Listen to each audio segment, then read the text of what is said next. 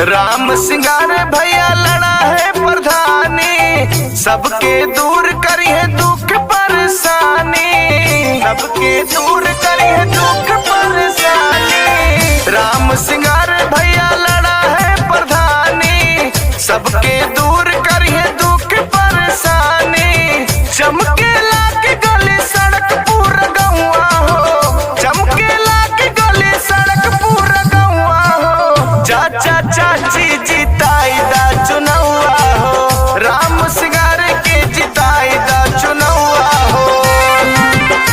मौका मिला है इस वर्ष से, सहयोग आपका चाहिए, और विकास का गंगा बहा देंगे, आशीर्वाद चाहिए।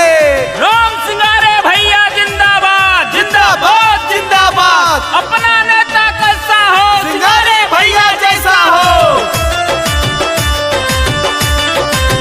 पूरे बिछुर में होई विकास हो, राम सिंगार भैया सबके खास हो, राम सिंगार भैया सबके खास हो। राम सिंगार जैसे मिली है ना नेता हो, सब जनता के बड़े भैया चाहता हो, सब जनता के बड़े भैया चाहता हो। विजय बनाती पड़ी सबके पौआ हो, विजय बनाती पड़ी सबके पौआ हो। काका काकी जिताई दा चुनाव